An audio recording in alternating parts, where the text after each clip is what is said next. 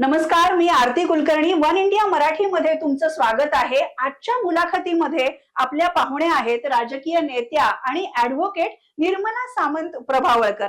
निर्मला ताई, खूप खूप स्वागत आहे तुमचं वन इंडिया मराठीमध्ये. धन्यवाद. निर्मला ताईंना आम्ही एका खास विषयावर बोलण्यासाठी इथे बोलवलेलं आहे.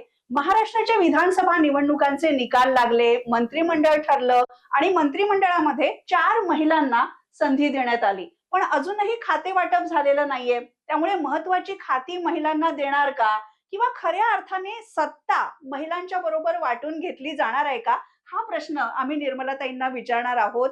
आपण महाराष्ट्राच्या निवडणुकीमध्ये लाडकी बहीण योजनेचा भरपूर गाजावाजा केला, पण ही लाडकी बहीण जेव्हा सत्तेत वाटा मागते किंवा मंत्रिपदावर तिची वर्णी लागते, तेव्हा नेमकं काय होतं याबद्दल आपण बोलणार आहोत. निर्मलाताई, तुम्ही महाराष्ट्राच्या राजकारणातल्या एक आद्य महिला राजकारणी आहात. तुमची तशी ओळख आहे. तुम्ही मुंबईच्या महापौर होतात, त्याबरोबरच राष्ट्रीय महिला आयोगाच्या अध्यक्ष तुम्ही होतात. ऍडव्होकेट आणि राजकारणी असं एक कॉम्बिनेशन तुमच्यामध्ये आहे. तुमची राजकीय क्षेत्रातली सुरुवात कशी झाली? माझी राजकीय क्षेत्रातली सुरुवात जर पॉलिटिकली बघितलं तर इलेक्शन जी मी सेविका म्हणून लढले तिथून सुरुवात झाली. आणि त्यानंतर नगरसेवक म्हणून 5 वर्षासाठी निवडून आले. आणि एक थर्ड इयरला मला म्हणजे त्यावेळेला मी शिक्षण समितीचे अध्यक्ष झाले. 10 लाख विद्यार्थी त्याला मुंबई महानगरपालिकेमध्ये शिकत होते. ते सगळ्या शाळा, शिक्षणाचं एकंदर परिस्थिती सुधारणं, शाळांची इमारती वगैरे व्यवस्थित करणं, हा कामाचा अनुभव खूप छान झाला. आणि लगेचच 3ऱ्या वर्षी ज्याला असं ठरवलं की पक्षाने की यावेळेला महिलांना संधी दिली पाहिजे. आणि ते त्यांनी असेसमेंट केलं आणि त्याच्यामध्ये माझ्या कानावर आलं की पक्ष आणि त्यावेळेचे असणारे नेतृत्व जे होतं, म्हणजे त्याला मुख्यमंत्री शरद पवार साहेब होते, त्यांना मुरली देवरा हे आमचे मुंबईचे अध्यक्ष होते काँग्रेसची.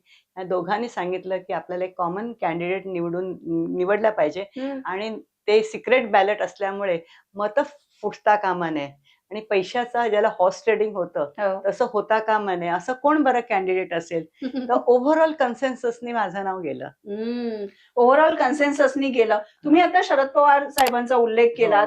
शरद पवारांनी महाराष्ट्रामध्ये महिला धोरण आणलं आणि त्याच्यानंतर स्थानिक स्वराज्य संस्थांमध्ये महिलांना चांगल्या पद्धतीने प्रतिनिधित्व मिळालं. पण तुम्ही जसं म्हणताय की तुमच्या नावाला एक पसंती मिळाली, कारण त्यांनी तुमच्यामधली एक लीडरशिप ओळखली असावी. फक्त महिला म्हणून नाही, तर तुमच्या गुणवत्तेला तिथे स्थान देण्यात आलं. तुम्हाला याबद्दल काय वाटतं? महिला राजकारणी म्हणून तुमचा काय अनुभव आहे? हा प्रश्न तुम्ही खूप महत्वाचा विचारलात. कारण 33% आरक्षणामधून मी जरी नगरसेविका निवडून गेले, परंतु त्यानंतर 3-4 वर्षांनी या महापौर पद, जिल्हा परिषदेचे अध्यक्ष या सगळ्यांना आरक्षण आलं. इव्हन मेयर्सना पण आरक्षण आलं. पण त्यावेळेचे असलेले नेतृत्व, जसं मी म्हटलं, आदरणीय शरद पवार साहेब, मुरली देवरा यांनी ते आरक्षणातून मला नाही दिलं. त्यांनी मला ओपन कॅटेगरी मधून महिला म्हणून दिलं. ह्याचं मला असं वाटतं मुंबईकरांना पण ह्याचं खास कौतुक आहे. ते नेहमी मला भेटल्यानंतर आठवण देतात की तुम्ही विदाउट आरक्षण आलेले आहात, म्हणून they feel very proud of it. की त्यांना असं वाटलं की मुंबईचा महापौरपद हे आंतरराष्ट्रीय शहर आहे. आंतरराष्ट्रीय डिप्लोमॅट्स येतात, मोठे मोठे पाहुणे येतात. त्यानंतर शहराचं जायजॅन्टिक जे हे आहे, त्याच्यासाठी थोडंसं जे बॅकग्राऊंडची आवश्यकता आहे त्याच्यात कदाचित ह्या आपला कामाचा एक हे आहे तो वापर करू शकतील. आणि म्हणून मग मला असं वाटतं त्याला मला ते आव्हानच होतं. आणि जसं तुम्ही सांगितलं की त्यानंतर त्याच वेळेला महिला धोरण आलं. बरोबर. आणि शरद पवार साहेबांनी मला म्हणजे ते उद्घाटन करताना त्यांनी मला इन्व्हाइट केलं. ते महिला धोरण करताना देशाचे राष्ट्रपती आले होते. ह्या अनेक अविस्मरणीय बाबी ज्या कारकिर्दीमध्ये जोडल्या गेल्या आणि माझा अनुभव जो आहे तो अजून मला असं वाटतं जास्ती उंचावला. त्यामुळे म्हणजे त्या वाटेवरून चालणारा जो पहिला वाटसरू असतो त्या तुम्ही आहात. म्हणजे अजूनही ना निर्मलाताई, जरी महिलांना आरक्षण देण्याचं गोष्टी होत असल्या, महिला आरक्षण विधेयकावर एवढी चर्चा होतीये, पण अजूनही महिलांचा राजकारणातला सहभाग वाटतो तेवढा नाहीये. आपण इंदिरा गांधींची उदाहरणं देतो, मार्गारेट थॅचर यांची उदाहरणं देतो, पण तुम्ही एका मध्यमवर्गीय कुटुंबातून आलात, ऍडव्होकेट अशी तुमची बॅकग्राऊंड होती. तुम्ही जेव्हा राजकारणात प्रवेश केला तेव्हा पुरुष राजकारण्यांच्या काय प्रतिक्रिया होत्या? पुरुष राजकारण्यांच्या प्रतिक्रिया म्हणजे मला त्यावेळेला जाणवलं नाही की त्यांनी, मला असं वाटतं एकंदर त्यांना आनंदच झाला असावा. म्हणजे त्यावेळची परिस्थितीच अशी होती की महिलांना आता 33% आरक्षण दिलेलं आहे आणि पक्षाने डिक्लेअर केलेलं आहे. त्याच्यामुळे त्यावेळेला सेना, शिवसेना असो, भाजप असो, त्यानंतर अनेक पक्ष होते, काँग्रेस पक्ष तर होताच होता त्यांनी ओव्हरऑल चांगलं सहकार्य केलं असं मला जाणवतं. म्हणजे असा दुजाभाव केला नाही की ही महिला आहे म्हणून. मे बी त्यांना असं कळलं की जरी महिला असली तरी त्या राजकारणातल्या आहेत, त्याच्यानं अनुभवी आहेत, लॉयर आहेत, प्रोफेसर आहेत. बरोबर. आणि पूर्वी महापालिकेमध्ये मी अनेक प्रश्न मांडून महापालिकेमध्ये माझे हरकतीचे मुद्दे वगैरे असायचे. आणि सगळ्यामध्ये चांगलं की तुमचा स्वभाव चांगला पाहिजे. यू शुड बी ऍडजस्टेबल आणि ऍक्सेप्टेबल. तुम्ही सगळ्यांना असं वाटलं नाही पाहिजे की मी कोणाला अडचणीत आणेन किंवा स्वतःला काहीतरी हे करून ओव्हर पॉवर करून दुसऱ्याला मी ज्याला म्हणतात ना डाऊन करेन, असं आपल्या स्वभावातच नव्हतं. त्यामुळे मे बी ऍडजस्टेबिलिटी आणि नेचर आणि तुमचं बॅकग्राऊंड आणि पक्षाने टाकलेला तुमच्यावर जो विश्वास होता, त्या सगळ्यांमुळे मला असं वाटतं ओव्हरऑल पुरुषांचा पण तसा विरोध झाला नाही. बरोबर. पण मुंबईच्या महापौर अनेक महिला झालेल्या आहेत, तुम्ही आहेत, नंतर शुभा राऊळ आहेत आणि विधायक कामं तुम्ही केलीत. पण त्याच्यानंतर महापौर पदाच्या नंतर जेव्हा तुम्ही आमदारकीची निवडणूक लढवलीत किंवा खासदारकीची निवडणूक लढवलीत, तेव्हा काय अनुभव होता? मी एक बघितलं की आमदारकीची निवडणूक देताना तिकीट देणं पक्षाने खूप मोठी गोष्ट आहे. कारण तो अनुभव असणं पण खूप महत्वाचं असतं. बरोबर. प्रत्येक अनुभवातून आपण शिकत असतो. आणि त्यानंतर त्याच 5 वर्षाच्या काळामध्ये मला पहिलं खासदारकीचं तिकीट मिळालं. आणि त्यावेळेला ऍक्च्युअली परिस्थिती अशी होती की कोण लढायला तयार नव्हतं. बरं. कारण बाबरी मस्जिदचं हे पडलं होतं, मुस्लिम जी मतं आहे ती सरकली होती, हिंदुत्वाचं वातावरण होतं. बीजेपी आणखीन ह्यांनी प्रथमच हिंदुत्वावर एकत्र त्यांनी ती युती केली होती. अशाला निवडून येण्याचे चान्सेस सगळ्यांनाच कमी वाटले. पण त्यावेळेला मी म्हटलं की नाही, निवडून येणं हे महत्वाचं नाही, पक्षाला त्यावेळेला गरज आहे, मी हरो किंवा मी जिंको, मी लढायला तयार आहे. आणि हे ज्याला मी पक्षश्रेष्ठींना कळवलं, पण अरे मोठे मोठे लोकांनी हे जे वातावरण आहे त्याच्यामध्ये थोडा फिअर व्यक्त केला. म्हटलं for them it is different, पण मला असं वाटतं ह्याच्यामुळे ही संधी आहे ती मी घेतली पाहिजे आणि पक्षाच्या पडत्या काळामध्ये मी पक्षाबरोबर राहिली पाहिजे. जिंको किंवा न जिंको, दॅट्स डिफरंट. तुम्ही काँग्रेसकडून खासदारकीची निवडणूक लढवलीत आणि तुम्ही मगाशी बोलत होतात की मुरली देवरा असतील, सुनील दत्त साहेब असतील, यांचा एक सपोर्ट तुम्हाला मिळाला. म्हणजे तुमचे जे सगळे समकालीन राजकारणी होते त्यांनी सुद्धा तेवढ्याच पद्धतीनं तुम्हाला सपोर्ट केला. लोकांचं काय म्हणणं होतं जेव्हा तुम्ही खासदारकीला उभ्या राहिला? मी लोकांचा एक अभ्यास केलेला आहे. लोकांना महिला ज्या वेळेला एक कॅन्डिडेट म्हणून मिळते तेव्हा त्यांना खूप आवडतं ते. बरं. कारण मुळात प्रत्येक घरामध्ये महिला असते, त्यामुळे त्यांना असं वाटतं की एका महिलेला मान दिलाय. महिला ओव्हरऑल सोबर असतात, ओव्हरऑल ऍडजस्टेबल असतात, अनुभवी असतात आणि भ्रष्टाचाराला त्या तेवढ्या बळी पडत नाहीत. आता अपवाद झालं म्हणून तुम्ही सगळ्यांनाच एका ह्याच्यामध्ये नाही करू शकत, पण ओव्हरऑल महिलांकडे बघण्याचा दृष्टिकोन आहे जो आपल्या समाजामध्ये, महाराष्ट्रामध्ये तो खूप सकारात्मक आहे. आणि म्हणून मला असं वाटतं की मला जी प्रचंड मतं मिळाली, 2,48,000, आणि काही मतांनीच माझा जो हे झाला निसटता पराभव झाला, पण त्याच्यामध्ये महिलांचं योगदान प्रचंड आहे. पुरुषांनी सुद्धा मला महिला म्हणून दिलेलं जे मत आहे, अनेक पक्षांनी स्वतःची आयडिओलॉजी सोडून मला मत दिलेलं आहे. कारण मुंबईच्या महापौर होत्या, त्यांना एक संधी दिली पाहिजे, एक प्रकारची सिंपथी होती माझ्याकडे बघण्याचे वगैरे की नाही, त्यांना संधी दिली पाहिजे. आणि त्यांना कुठलं असं बॅकग्राऊंड नाहीये, त्यांचे काही कोणी वारसदार आणि त्यांनी काय मला तिकीट दिली नाही. शी स्टँड अलोन आणि मध्यम वर्गातली आहे, त्यामुळे हिला संधी दिली पाहिजे. त्यामुळे मुंबई महानगरचे कर्मचारी होते लाखो, त्यांनी मला, म्हणजे मी त्यांना ओळखत पण नव्हते, पण मला जे ते नंतर भेटले ते म्हणाले मॅडम मी तुम्हाला मत दिलेलं आहे, असं मला नंतर कळलं. तुम्ही स्टँड अलोनचा उल्लेख केला, म्हणजे एक पुरुषांचं वर्चस्व असलेलं राजकारण हे क्षेत्र आहे. आणि तुमच्याशी बोलताना मला अर्थातच इंदिरा गांधी, बेनजीर भुट्टो अशी नेतृत्व आठवतात, पण ती सुद्धा एक घराणेशाहीतून आलेली म्हणूया आपण. क्राऊन नावाची एक वेब सिरीज आली होती निर्मलाताई OTT-वर, आणि त्याच्यामध्ये मार्गारेट थॅचर यांच्या कॅबिनेट मीटिंगचा एक प्रसंग होता. म्हणजे मार्गारेट थॅचर जेव्हा पंतप्रधान होत्या तेव्हा त्या घरची कामं करायच्या, स्वयंपाक करायच्या आणि स्वयंपाक करता करता मंत्रिमंडळाची मीटिंग हो, पण घ्यायच्या. करेक्ट. तर हे एक चित्र खूपच वेगळं होतं. तुमचा जो काळ आहे तो मार्गारेट थॅचर, इंदिरा गांधी यांच्या नेतृत्व गुणांनी भारलेला असा हो, काळ होता. हो. काय तुम्ही त्यांच्याकडून शिकलात? मी त्यांच्याकडून करारीपणा शिकले. त्यांना आयर्न लेडी म्हणायचे, हो. मार्गारेट थॅचरना. इंदिराजींना पण iron lady. He was the only woman called to be a man in the त्या संपूर्ण कॅबिनेटमध्ये. हो. आणि त्यांचे जे अद्वितीय गुण होते त्यांचा माझ्यावर प्रचंड प्रभाव पडला होता. म्हणजे आजही त्या माझ्या नेत्या आहेत आणि राहतीलच इंदिराजी. त्यामुळे एक a woman being a prime minister आणि त्यांनी लोक सॉरी टू से लोक एमर्जन्सीला विरोध करतात. मला असं वाटतं एमर्जन्सी हे त्यांना ते डिसिजन घ्यावं लागलं. त्याच्यामध्ये उलट स्त्री एमर्जन्सीमध्ये डिसिजन घेऊन त्यांना जे सतवतात त्यांना ऑफकोर्स काही ठिकाणी थोडा अतिरेक काही ब्युरोक्रॅट्सनी केला असेल. त्यांचं ते हे नव्हतं करणं. तर ते जर सोडलं तर एक खंबीरपणा होता. त्या प्रेमळ होत्या. त्या घरामध्ये फॅमिलीला एकत्र घेऊन त्यांनी कुटुंब कधी दुर्लक्ष केलं नाही. सगळ्या नॉर्मल कार्यकर्त्यांना पण त्या मिठीमारून म्हणायचे, चला लेट्स हॅव कॉफी टुगेदर. आणि एकत्र घेऊन जाणं वगैरे. बाहेरचे जे लोक आदिवासी लोक येतात, ब्रेकफास्ट करताना जरी त्यांना कळलं की काही लोक बाहेर थांबले तर ते सोडून त्यांना भेटायच्या. आणि हे जे सगळे गुण होते प्रचंड इन्फ्लुएन्स माझ्यावर त्यांच्यामुळे झाला. आणि मार्गारेट थॅचर तर ऑफकोर्स आयर्न लेडी म्हणून प्रसिद्धच होत्या. आणि त्या मुंबईला आल्या होत्या, तुम्ही त्याला भेटला पण होता त्यांना. त्याला मला डिनर इन्व्हिटेशन होतं त्यांच्याबरोबर आणि JRD टाटांबरोबर वगैरे. तो एक अद्वितीय काळ होता. पण निर्मलाताई, तुमचा जो काळ होता त्याच्यानंतर खरं तर म्हणजे ज्या देशाची पंतप्रधान महिला आहे किंवा आणखीनही महिला नेतृत्व पुढे आलं आहे, त्या देशामध्ये महिलांचा राजकारणातला सहभाग खूप वाढायला हवा होता.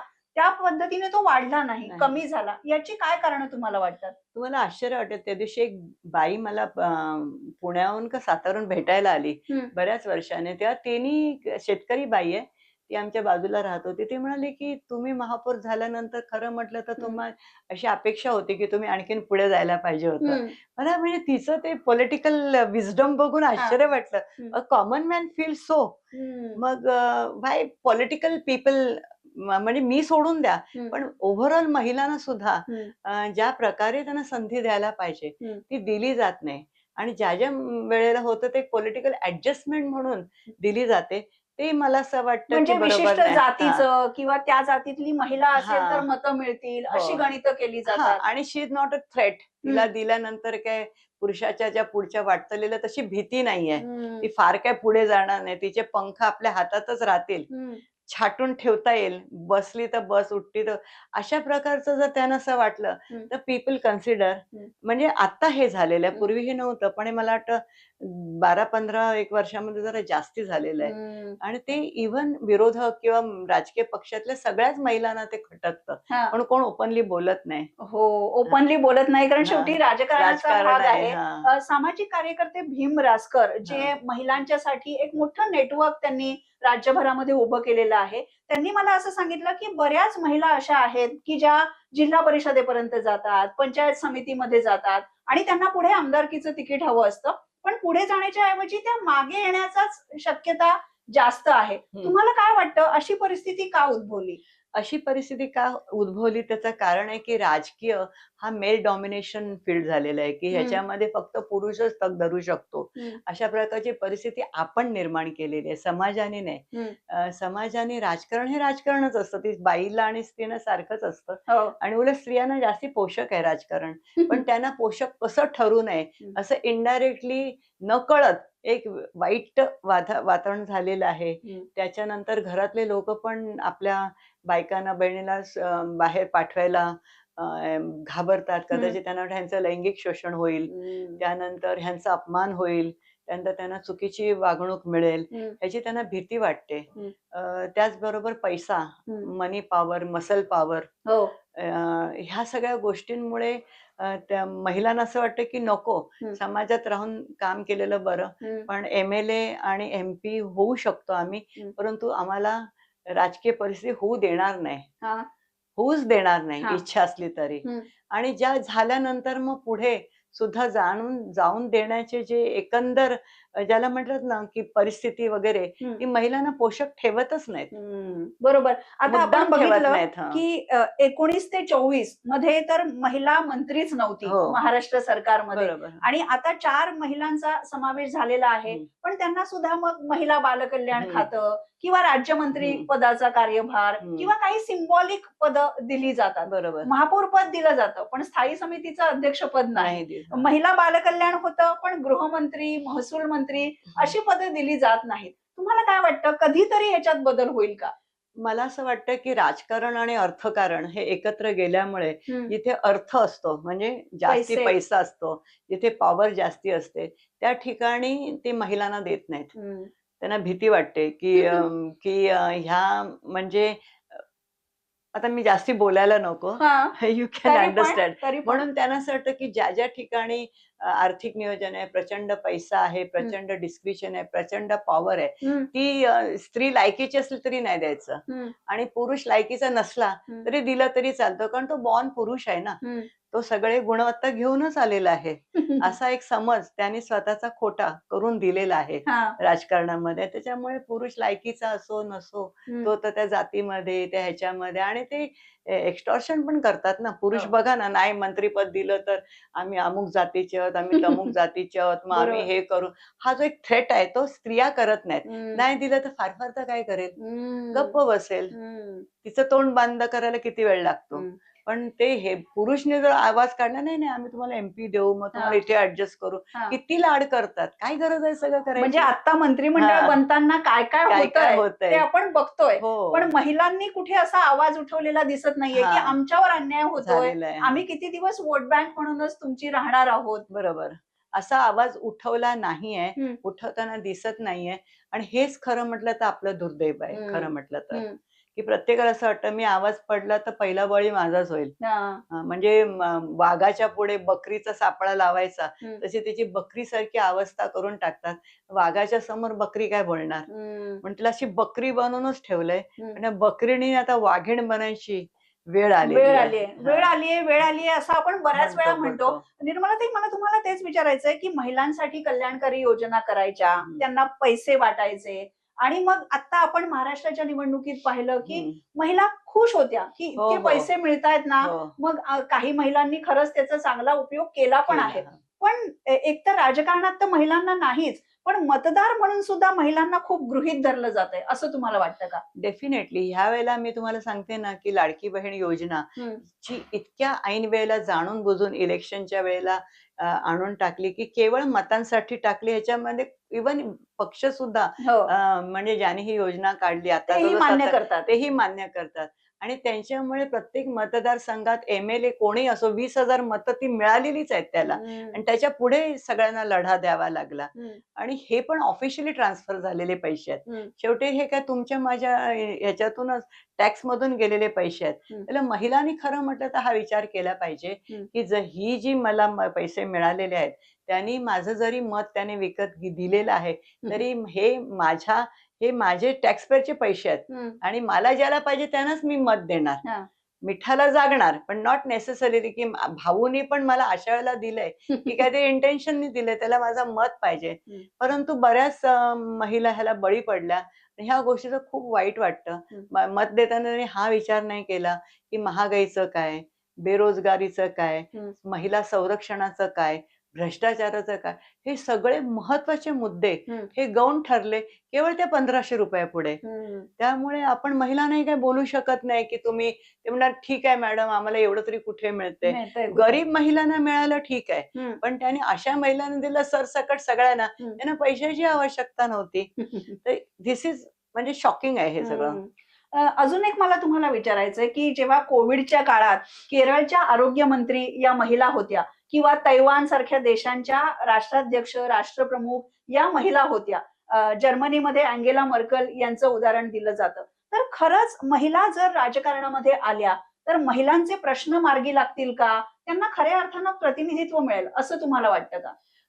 महिला जर पुढे आल्या तर महिलांचे प्रश्न नक्कीच मार्गी लागतील. कारण काय की त्या अंडरस्टँड करतात की महिलांचं काय किती मोठं स्ट्रगल असतं, आणि त्या खूप कंपॅशनेट असतात, खूपच कम्पॅशनेट असतात. पण कधी कधी काय होतं की सत्ता इतकी डोक्यात जाते हो. की sometime they also behave like main. हम्म. म्हणजे सत्ता ही जेंडर न्यूट्रल आहे. हम्म. बरोबर. सत्तेला स्त्री पुरुष असा भेदभाव नसतो. हम्म. जी स्त्री ह्या भेदभावाच्या वर जाऊन हम्म. सत्तेला न्याय देण्याच्यासाठी ते इन्स्ट्रुमेंट आहे लोकांना, हम्म. हे जेव्हा ती मानेल त्यावेळेला मला असं वाटतं की स्त्री राजकारणात ती जी आहे ती न्याय देऊ शकते. तुमच्या बोलण्यात अजून एक मुद्दा मला जाणवला की तुम्ही असं म्हणालात की महिलांना जर राजकारणात यायचं असेल तर आमदारकी किंवा खासदारकीच कशाला पाहिजे, तुम्ही तुमच्या मार्गाने राजकारण करू शकता. तुम्ही इतके वर्ष जे राजकारण केलं त्याच्यातून तुम्ही महिलांना काय सांगाल? माझं म्हणणं असं आहे की ज्या महिला राजकारणामध्ये MLA झाल्या, MP झाल्या, मंत्री झाल्या, तर त्या पदाला हे म्हणजे त्याने किती जस्टिस दिला किंवा देत आहेत, तो प्रश्न फार महत्वाचा नसतो लोकांच्या दृष्टीने. जनतेच्या दृष्टीने एखाद्या महिलाने स्त्रियांसाठी राजकारणामध्ये गव्हर्नमेंटचा पैसा न यूज करता, लोकांच्या टॅक्स पेअरचा पैसा न यूज करता, आपल्या श्रमाने किती ठिकाणी प्रत्यक्ष भेटी दिल्या, किती लोकांच्या ह्याच्यावर पांघरुण घातलं, किती लोकांना गोंजारून त्यांना औषध पाणी वगैरे दिलं आधी, म्हणजे ज्याला कंपॅशन म्हणतात, त्याचा आणि सत्तेचा काही संबंध नाहीये.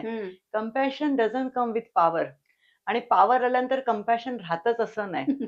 म्हणजे तुम्हाला खऱ्या अर्थाने लोकांची सेवा करायची असेल, करायची असेल. राजकारणात जायचं असेल तर वेगवेगळ्या पद्धतीने अनेक समाजकारणही केलं अनेक पाहिजे. पद्धती आहेत ज्याच्यामध्ये तुम्ही लढे लढू शकता. म्हणजे स्त्रिया बघा ना, आता मेधाताई पाटकरांचं पण मी उदाहरण देते. अनेक महिला आहेत, ते अशा लढे लढतात, कामगारांसाठी लढे लढू शकतात.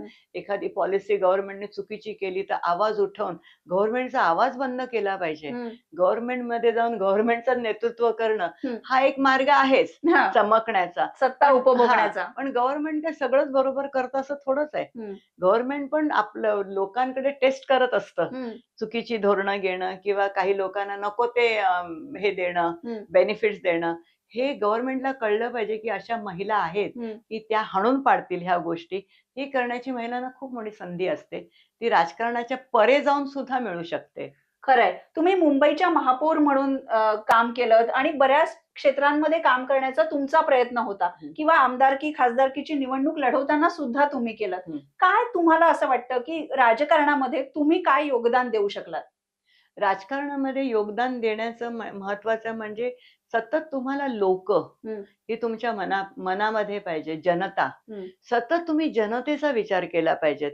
माझ्या लीडरला काय वाटेल, मी असं बोलल्यानंतर माझं पद टिकेल की नाही, आता मला आणखीन माझं पुढचं म्हणजे एक मिळालं का दुसरं होईल की नाही, इन्स्टेबिलिटी जी मनामध्ये सत्ता मिळाल्यानंतर राहते, म्हणजे कधी समाधान नसतं. एक माणसाच्या मनाला असं पण समाधान नसतं. पण समाधानी वृत्तीने मला असं वाटतं दिलेली जी आपल्याला पॉवर आहे, सत्ता आहे, ती सातत्याने ज्यांच्यासाठी आहे त्याचा कसा वापर केला पाहिजे. आणि तुमच्या कार्यकाळामध्ये जास्तीत जास्त धोरणं कशी तुम्ही आणली पाहिजेत, राबवली पाहिजेत, अन्याय दूर केला पाहिजे, न्याय दिला पाहिजे, आणि एक प्रकारची शिस्त प्रशासनाला घालून दिली पाहिजे. आर्थिक नियोजन केलं पाहिजे. जनतेच्या पैशाचा अपव्यय आहे तो टाळला पाहिजे. आणि महिला ही अतिशय चांगली सत्ताकरण करू शकते, अशा प्रकारचा न्याय देण्याची आपल्याला एक चांगली संधी असते. ती करणं खूप मला विचारायचं आहे की मुंबईच्या महापौर म्हणून किंवा महिला आयोगाच्या सदस्य म्हणून असं तुम्ही कोणतं काम केलं की ज्याच्यामध्ये तुम्हाला समाधान आहे की मी या क्षेत्रात आले आणि मी कॉन्ट्रीब्युट केलं? म्हणजे एक तर महापौराचा काळ जो होता तो 1 वर्षाचाच असतो. हो, बरोबर. त्या कालावधीमध्ये बऱ्याचशा मुळा म्हणजे चाइल्ड अडॉप्शन पॉलिसी आपण आणली की जर अडॉप्टेड बेबीज असतील, एखाद्या बाईला जर मूल नसेल झालं आणि तिने जर चाइल्ड अडॉप्ट केलं तर तिला तो 3 महिन्याचा पगार असतो, तो तिला सुट्टी मिळाली पाहिजे, तिला तो पगार मिळाला पाहिजे, हे महत्वाचं आहे. त्यानंतर आपलं जो मलनिस्सारण होतं, मुंबईचे जे सगळे ड्रेनेज असतात ते तिकडे हे न जाता ते समुद्रा पलीकडे स्टॉर्म वॉटर ड्रेनची बराच मोठा तो एक प्रकल्प होता, तो मार्गी लावला. वर्ल्ड बँकेचे प्रकल्प मार्गी लावले. पाण्याचं नियोजन चांगलं केलं आपण. ह्या जुन्या बिल्डिंग्स होत्या, संपूर्ण ते मोहम्मद अली रोड, मदनपुरा वगैरे, त्यासाठी कॉर्पोरेशनला सांगून मी त्यांना म्हटलं की मोठे पॉलिसीज अशा आणा की ज्या जुन्या इमारती पडतात आणि माणसं हे होतात, तर व्हाय डोंट यू ब्रिंग गुड सारे पॉलिसीज मध्ये. नंतर मुंबई महानगर प्लॅनिंग डिपार्टमेंट डीपी ना बऱ्याच चांगल्या बरोबर. सुधारणा केल्या आणि स्कूल अडॉप्शन पॉलिसीज आणल्या. हा. स्कूल जर चांगल्या लोकांनी अडॉप्ट केलं तर मुंबई महानगरच्या मुलांना चांगलं शिक्षण मिळालं हम्म. पाहिजे. त्यानंतर मग ज्याला आपण स्वच्छ भारत मिशन हो. ते आता आपण बोलतो, पण छोट्या प्रमाणाने स्वच्छ भारत मिशन हम्म. ज्याला घराघरातून सेग्रिगेशन ऑफ गार्बेज हम्म. आणि एन्व्हायरमेंट ह्याच्यावर बराच माझ्या वेळामध्ये मी भर दिला आणि महिलांना ते गाळे वाटप, हम्म. बचत गट, त्यांना संधी देणं, अर्थार्जन करायची. बरोबर. आणि मुंबई महानगरपालिकेच्या ओव्हरऑल ज्या महिला होत्या हम्म.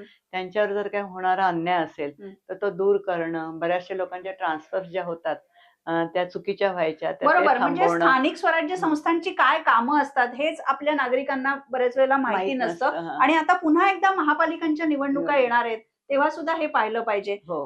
निर्मलाताई, एक दुसरा प्रश्न आहे. लोकसभा निवडणुकांच्या नंतर आणि आपल्या विधानसभा निवडणुकांच्या आधी महिलांची सुरक्षा हा मुद्दा खूप गाजला होता. मग कलकत्ताचं बलात्कार प्रकरण असो किंवा आपल्याकडे मुंबईजवळ बदलापूरचं बदलापूर. प्रकरण जे झालं, तर आम्ही जेव्हा महिलांशी बोललो की तुम्हाला लाडकी बहीण योजनांबद्दल काय वाटतं, तर त्या म्हणाल्या की अशा कल्याणकारी योजना तर हव्याच आहेत, पण आम्हाला आमची सुरक्षा ही तेवढीच महत्वाची आहे. तुम्हाला काय वाटतं महिलांच्या सुरक्षेसाठी आणखी काय कायदे केले पाहिजे? तसं बघितलं ना तर महिलांच्या सुरक्षेसाठी खूप चांगले कायदे ऑलरेडी आहेत. आहे. नाही असं नवीन कायदे केल्यानंतर महिलांचं संरक्षण वाढेलच असं नाही. परंतु ह्याच्यामध्ये ना बऱ्याचशा गोष्टी आहेत ज्या अगदी एक दोन ह्याच्यामध्ये सांगता येणं अशक्य आहे. त्याच्यामध्ये पुष्कळ म्हणजे स्त्रियांनी सुद्धा they have to take care, फार विश्वास ठेवतात ते. पुरुषांवर फार विश्वास ठेवतात ते. मला वाटतं त्याने तेवढा विश्वास ठेवू नये त्यांच्या पार्टनर्सवर वगैरे. सजग राहिलं पाहिजे. They have to take care of, कारण आरोपी जो असतो तो तुमच्या जवळचा असण्याची जास्त शक्यता असते. तर त्यामुळे तुम्हाला संपूर्ण स्वतःची काळजी घेतली पाहिजे. पोलिसांना पण मी हे सांगते की तुम्ही फार महिलांच्या हे खूप लाईटली घेतात. महिला जर बरोबर. तक्रार करायला आली तर तुम्ही तिचे कपडे काय घातले ते बघता, तिचं कॅरेक्टर समजता, तू का बाहेर पडलीस, तुझं काय, म्हणजे त्या स्त्रीवर विश्वास टाकायलाच रेडी नसतात. जरी निर्भयानंतर मग ते क्रिमिनल अमेंडमेंट्स आले वगैरे अनेक आहे. कामाच्या ठिकाणी सुद्धा हा तुम्ही जो महत्वाचा हां, उल्लेख केला हां. की कामाच्या ठिकाणी असेल किंवा सामाजिक जीवनात हां, असणाऱ्या बरोबर. महिला असतील, हां. राजकारणात असणाऱ्या महिला महिला असतील, असेल. त्यांच्याबद्दल वाटेल ते बोललं जातं, त्यांचं हो. प्रतिमाभंजन केलं जातं. हे कसं टॅकल करायचं महिलांनी? जास्ती लक्ष नाही द्यायचं त्याच्याकडे. म्हणजे समोरचा जो माणूस आहे तो नॅचरली तसं करणार आहे. परंतु आपल्याला माहित असतं ना, की हे जाणून-बुजून कॅरेक्टर असॅसिनेशन केलं जातं. त्यामुळे आपण फार त्याच्यावर महत्त्व न देता आपण आपलं काम कसं चांगलं सुधरत, कारण ते त्यांचा पर्पजच असतो, की आपल्याला डिमॉरलाइज करायचं, त्यांना हे करायचं. पण अजिबात घाबरायची काही गरज नाही. पण राजकारण हे क्षेत्रच असं एवढं आहे. ब्रुटल झालेलं Brutal आहे आता झालंय, की हां. तुम्ही पुरुष असा, महिला असा, म्हणजे Absolutely. पक्षविरहित बोलायचं हो. निर्मलाताई, तर महुआ मोइत्रांनी लोकसभेमध्ये हां. काही महत्वाचे प्रश्न मांडले हां. आणि त्याच्यानंतर त्यांचं कॅरेक्टर असॅसिनेशन करण्यात आलं. किंवा आता प्रियांका गांधी हो. संसदेमध्ये उतरलेल्या हो. आहेत, त्यांच्याबद्दल वेगवेगळ्या पद्धतीने बोललं बरोबर. जातं. हो. महाराष्ट्रात सुद्धा असं आहे. तर हे जे प्रश्न आहेत हे कधी संपणार? ही मनोवृत्ती कधी बदलणार? ही मनोवृत्ती कधी बदलणार ह्याचं मला थोडक्यात उत्तर तर देता येणार नाही. The time will decide. पण मला असं वाटतं महिलांनीच हा फाईट, जी फाईट आहे ती इतकी स्ट्रॉंग केली पाहिजे की जाणून बुजून तिच्या विरुद्ध कॅरेक्टर असॅसिनेशन करणारे जे लोक आहेत त्यांना समाजाने पण धडा शिकवला पाहिजे, लोकांनी धडा शिकवला पाहिजे. आणि महिलांनी इतकं स्ट्रॉंग राहिलं पाहिजे की ते काम थांबवता कामा नये, लढा आणखीन मजबूत केला पाहिजे. मग तुम्ही इतकी वर्ष राजकारणात आहात, तुम्हाला सुद्धा असे बरे वाईट कडू गोड अनुभव आले असतील, त्यावेळेस तुम्ही कसं टॅकल केलं? मी शांत राहिले. मला वाटतं समटाइम्स युअर सायलन्स इज इलोक्वन्स. तुम्ही बऱ्याच वेळेला जेव्हा उत्तर देता त्यावेळेला मग त्याचं उलट हे केलं जातं की अच्छा म्हणजे तिला आपलं बोलणं लाज. पण आपण शांत राहायचं, आणखीन आपल्या कामातून उत्तर द्यायचं. आणि फारच झालं तर मग आपण त्यांना ते योग्य ते हे सांगायचं की now it is too much, now you have cross the limit.